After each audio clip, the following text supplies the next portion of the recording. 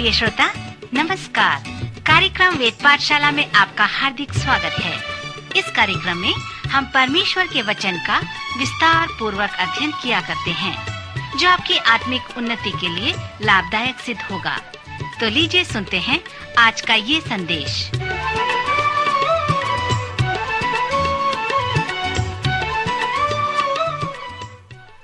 नमस्कार श्रोता मित्र, वेद पाठशाला की अगली कक्षा में आपका स्वागत है। यह कक्षा संपूर्ण पवित्र शास्त्र के सर्वेक्षण का एक भाग है। पुराने नियम के सर्वेक्षण के बाद अब हम नए नियम का सर्वेक्षण कर रहे हैं और नए नियम के यूहन्ना रचित सुसमाचार तक आ गए हैं। जीवन क्या है?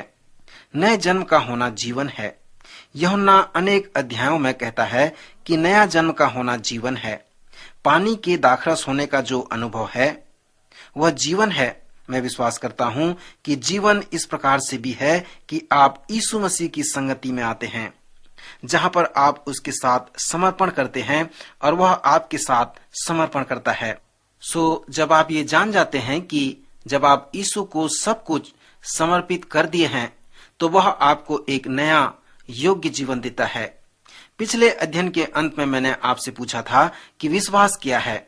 क्या आपने यीशु मसीह पर भरोसा रखा है कि वह आपके साधारण जीवन को बदल दे? यीशु के आज्ञाओं को मानकर और उस पर भरोसा रखकर क्या आपका जीवन परिवर्तित हो गया है? अब मैं आपसे प्रश्न पूछना चाहूंगा, जीवन क्या है? क्या आपने उस योग्य जीवन को, जिसे यूहन्ना अनंत जीवन कहता है, प्राप्त किए हैं? यीशु ने कहा, मैं इसलिए आया कि वे जीवन पाएं और बहुतायत का जीवन पाएं। यदि यह आपके पास नहीं है, तो मैं आपसे ये पूछना चाहूंगा कि क्या आपने यूहन्ना द्वारा बताए गए उन चिन्ह व चमत्कार पर ध्यान किए हैं? और यदि उन पर ध्यान किए हैं, तो क्या आप विश्वास करते हैं कि यीशु मसीहा है? यूहन्ना के अनुसार यही है वो आवश्यक मांग जिससे आप अनंत जीवन प्राप्त कर सकते हैं। दूसरे शब्दों में मैं पूछता हूं कि यदि आप यूहन्ना के उद्देश्य को, जो 20वें अध्याय के अंतिम 2 पदों में हमें मिलता है, उसे ध्यान किए हैं, और क्या उन उद्देश्यों को आपने अपने जीवन में लागू किया है? इस विषय पर विचार करना एक महत्वपूर्ण विषय है। अब हम विशेष परिचित अध्याय में आते हैं, जो यूहन्ना का 3रा अध्याय है। यहाँ पर निकोदेमुस नाम एक सरदार था, जिसके साथ यीशु की वार्तालाप होती है। मित्र, जैसे हम इस अध्याय में आते हैं, तो इस अध्याय के संदर्भ को देखें। यूहन्ना ने जो कुछ भी हमें प्रथम व दूसरे अध्याय में कहा है, उसे उसने इस 3रे अध्याय में भी बताया है। पहले अध्याय में यूहन्ना ने कहा, यही मैं तुमको बताने जा रहा हूं कि जब लोगों ने उस पर विश्वास किया तो उनका नया जन्म हो गया। दूसरे अध्याय में चिन्ह द्वारा कि जब उसने पानी को दाखरस बनाया, तो उसने रूपकात्मक रूप से नए जन्म के विषय में वर्णन किया है। जब यूहन्ना 3, 4, 5वें अध्याय में हम आते हैं, तो व्यक्तिगत लोगों के जीवन को लेकर उदाहरण द्वारा वहां बताया गया है कि कैसे उनका नया जन्म हुआ है। प्रथम वो सरदार है जिसका नाम निकोदेमुस था, और वह यहूदियों का सरदार था। परंपरावाद कहता है कि निकोदेमुस, जो सुफस का भाई था, उसने रात को यीशु के पास आया और उससे कहा, हे रब्बी, यह कहकर बातें किया। उसने कहा, हम जानते हैं कि तू परमेश्वर की ओर से गुरु होकर आया है, क्योंकि कोई इन चिन्हों को जो तू दिखाता है, यदि परमेश्वर उसके साथ न हो तो नहीं दिखा सकता। मित्र, यह भी मेरे लिए एक रोचक बात है कि निकोदेमुस यीशु के पास आया। अनेक लोग कई बातें बताते हैं कि यीशु के पास वह रात को आया। शायद वह इसलिए यीशु के पास रात में आया क्योंकि वह दिन में कठिन परिश्रम करता होगा। शायद वह इसलिए रात में आया ताकि कोई जान न सके कि वह यीशु पास गया था। हमें यह नहीं मालूम और नहीं बताया गया है कि क्यों वह रात में आया था, परंतु हमें उस कारण को बताया गया है कि क्यों वह यीशु के पास आया था। वह इसलिए यीशु के पास आया था क्योंकि वह यीशु के उस चिन्ह व कार्य के विषय प्रभावित हुआ था। वह उसके परिणाम को देखा था। वह चाहता था कि यीशु उसके विषय में उसे क्या कहेगा। यहाँ पर निकोदेमुस यीशु के पास इसलिए नहीं आया था क्योंकि वह उसके धार्मिक बातचीत को सुना था, परंतु वह इसलिए आया था क्योंकि उसने उसे आश्चर्य कर्म करते हुए देखा था। वह उसके कार्य से प्रभावित हुआ था। वह उसके धार्मिक वार्तालाप को सुनना चाहता था। जब निकोदेमुस कह चुका, तब यीशु को धार्मिक वार्तालाप करने के लिए द्वार खुल गया। यीशु ने उसको उत्तर दिया कि मैं तुझसे सच सच कहता हूँ, यदि कोई नए सिरे से न जन्मे तो परमेश्वर का राज्य देख नहीं सकता। जब तक कोई मनुष्य जल व आत्मा से न जन्मे तो वह परमेश्वर के राज्य में प्रवेश नहीं कर सकता। क्योंकि जो शरीर से जन्मा है वह शरीर है। अचंभा न कर कि मैंने तुझसे कहा कि तुम्हें नए सिरे से जन्म लेना अवश्य है। श्रोता, नए जन्म के संबंध में यूहन्ना के 3 अध्याय का यह महान वचन है। सचमुच में नया जन्म का क्या अर्थ है? मित्र, जैसे हम नए जन्म के विषय में आते हैं तो सर्वप्रथम आइए इस प्रश्न को पूछें कि यीशु के अनुसार नए जन्म का क्या उद्देश्य है। यीशु ने कहा, तुम्हें नए सिरे से जन्म लेना अवश्य है, क्योंकि जो शरीर से जन्मा है वह केवल शरीर है। शारीरिक रूप से जन्म लेना उन पशुओं के जैसे है जिसमें आत्मा नहीं होता। इसमें वे आत्मिक रूप से जीवित नहीं रहते। सो यदि तुम आत्मिक होना चाहते हो तो तुम्हें आत्मिक रूप से जन्म लेना पड़ेगा। जिस प्रकार शारीरिक जन्म द्वारा मनुष्य शारीरिक प्राणी बनता है, उसी प्रकार आत्मिक रूप से जन्म लेकर वह आत्मिक प्राणी कहलाता है। सो तुम्हें नए सिरे से जन्म लेना अवश्य है, क्योंकि जो शरीर से जन्मा है वह शरीर है। तुम्हें नए सिरे से जन्म लेना अवश्य है, क्योंकि इसके बिना कोई परमेश्वर के राज्य को नहीं देख सकता और न ही परमेश्वर के राज्य में प्रवेश कर सकता है। यहाँ पर जो प्राथमिक सत्य है वह नया जन्म नहीं, वरन परमेश्वर का राज्य है। नया जन्म परमेश्वर के राज्य का प्रारंभ है और परमेश्वर का राज्य अंत है। सो अब परमेश्वर का राज्य क्या है? हमें इस प्रश्न के उत्तर को पुराने नियम और पहाड़ी उपदेश में देखा था। परमेश्वर का राज्य वो राज्य है या वो परिमंडल है जिसमें परमेश्वर का राज्य अपना राज्य करता है।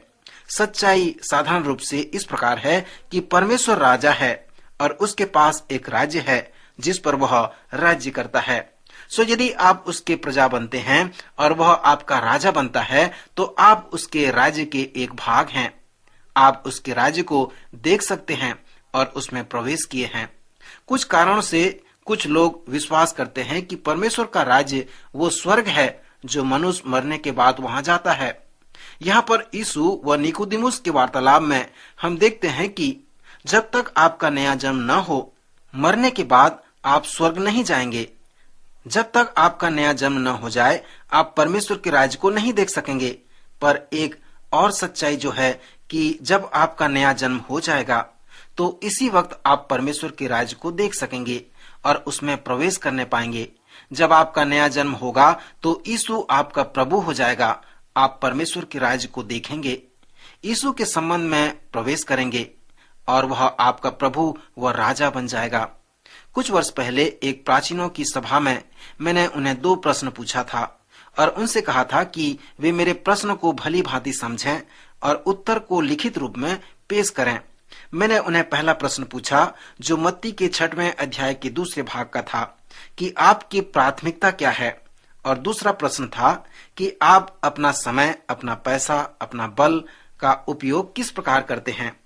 फिर मैंने उन्हें उत्साहित किया कि वे ईमानदारी के साथ उत्तर दें।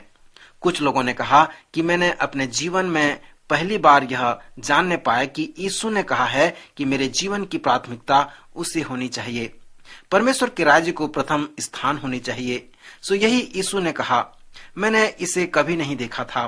फिर दूसरे प्रश्न के उत्तर में उनमें से अनेक लोगों ने कहा, मेरे जीवन का जो महत्वपूर्ण विषय है वो मैं, मेरी पत्नी, मेरे बच्चे और मेरी सुरक्षा है। जब उन्होंने उत्तर दिया तब मैंने उन्हें यूहन्ना के 3 अध्याय में ले गया और कहा, यीशु ने कहा है जब तुम्हारा नया जन्म होगा तो तुम ये देखने पाओगे कि मैं तुम्हारा राजा होऊंगा। परमेश्वर तुम्हारा राजा होगा। जब तुम्हारा नया जन्म होगा तो तुम परमेश्वर की सहभागिता में प्रवेश करने पाओगे और वहां पर वह आपका राजा होगा। उनमें से अनेक लोगों ने कहा कि इस सच्चाई को वे कभी नहीं देखे थे। सो परमेश्वर के राज्य को देखना और उसमें प्रवेश करने का जो प्रथम प्रमाण है वो नया जन्म प्राप्त करना है।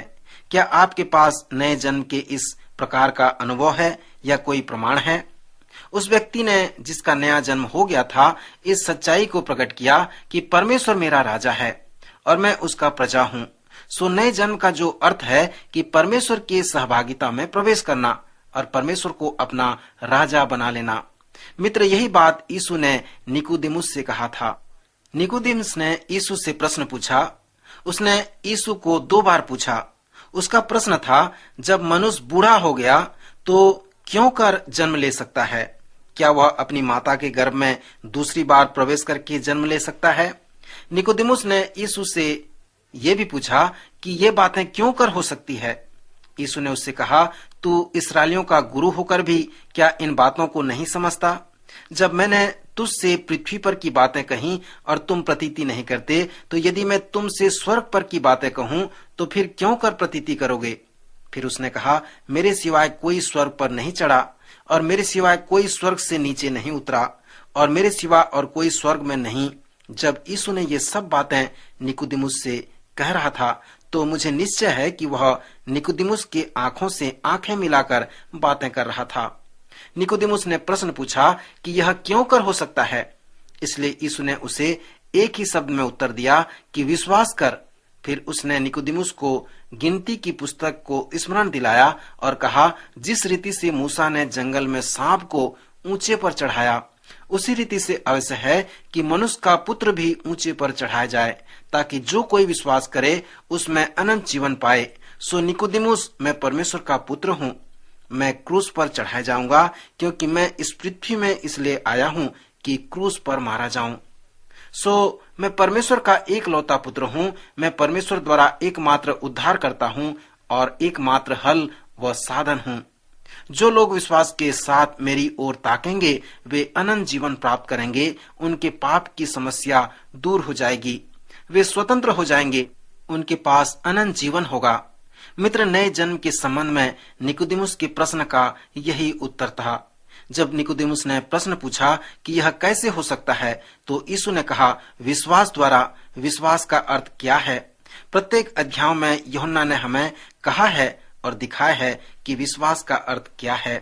जिस प्रकार उन लोगों ने पीतल के सांप को देखा और सांप के डसने से वे ठीक हो गए, उसी प्रकार यीशु को क्रूस पर देखकर उस पर विश्वास रखकर आप परमेश्वर से कहें, परमेश्वर में विश्वास करता हूँ कि यीशु तेरा एकलौता पुत्र है, एकमात्र उद्धार करता है, एकमात्र हल, एकमात्र साधन है। मैं तेरे पुत्र पर अपने उद्धार के लिए भरोसा रखता हूँ। यदि आप ऐसा कहते हैं तो यीशु कहते हैं, आप नया जन्म प्राप्त कर चुके हैं और इसी तरह से आपका नया जन्म हो जाता है। श्रोता मित्र, अब आपका भाग है कि आप यीशु पर विश्वास करें और नए जन्म को प्राप्त करें। जब आप अपने भाग को पूरा करेंगे, अर्थात यीशु पर विश्वास करेंगे, तो परमेश्वर अपने भाग को पूरा करेगा। वह आपका नया जन्म करेगा और आपको इसका अनुभव होने देगा। प्रभु इन वचनों द्वारा आपको आशीष दे, आपकी सहायता करे।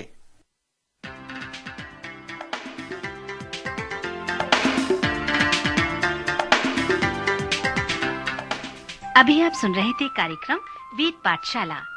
श्रोता, हमें विश्वास है कि इस कार्यक्रम के द्वारा आपको आशीष मिली है।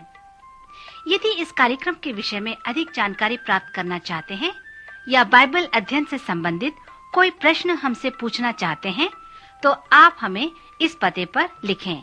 हमारा पता है कार्यक्रम वेद पाठशाला, post box number 713 EN post Faridabad 7। पता एक बार फिर सुन लीजिए। कार्यक्रम वेद पाठशाला, post box number 713 EN post Faridabad 7। आज के कार्यक्रम का समय यहीं पर समाप्त होता है। अगले कार्यक्रम में आपसे फिर भेंट होगी। तब तक के लिए नमस्कार।